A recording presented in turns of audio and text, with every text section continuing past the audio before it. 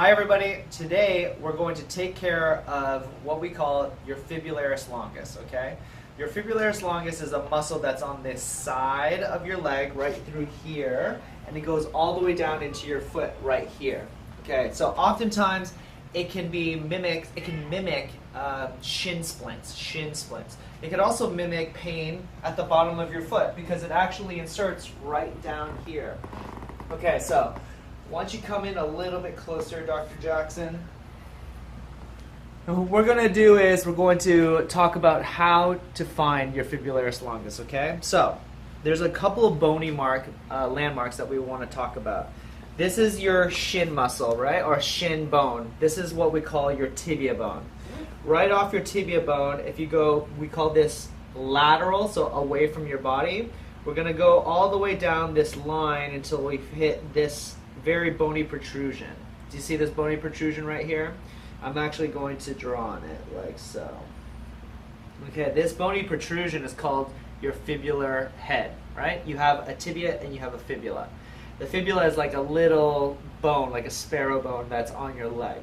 And it actually goes all the way down to your ankle. If you're going to break something, you're probably going to break your fibula. On that fibula, like we just talked about, which is the fibularis longus, is the attachment of your fibularis longus. And it goes like this.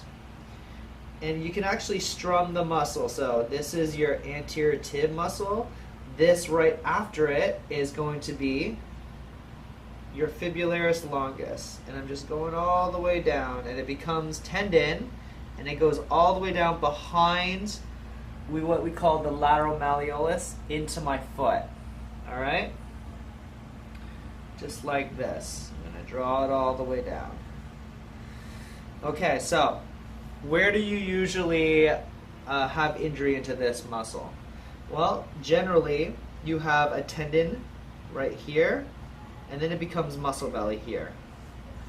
So oftentimes when you have an injury, it's between your muscle and your tendon. So at this area right around here.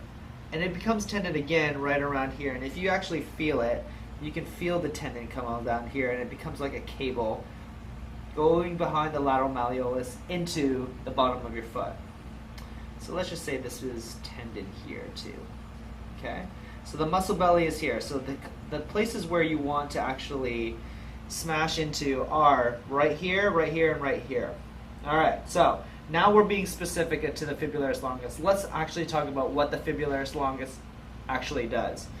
Well, the fibularis longus does is plantar flex like this. This is what we call plantar flexion, and this is what we call dorsiflexion. And this is what we call inversion on this way, and this is what we call eversion. So for the fibularis longus, what it does is it plantar flex and it everts like this, all right? This is important because this is the shortened version of this muscle. The lengthened version is dorsiflexion and inversion, which is the opposite. So we want to lengthen this tissue, right? So how we're going to do that is we're going to be back into dorsiflexion and inversion. So what we're going to do is we're going to get on the floor. You're going to get a lacrosse ball, our mighty lacrosse ball, all right? And what we're going to do is we're going to go right either at the musculotendinous junctions right here, or we're going to go right here. So I'm going to start right near my fibular head because that's going to be a region where it's going to have a lot of trigger points. So I'm going to go on to my side like so. I'm going to dorsiflex and invert my foot. So actually, Dr. Jackson, if you can go right behind, you can see my foot. What it does here is it continues to, what we're going to do is we're going to dorsiflex like this, and we're going to invert like that. And now if you get onto close to the actual ball, you're going to smash into that region like this.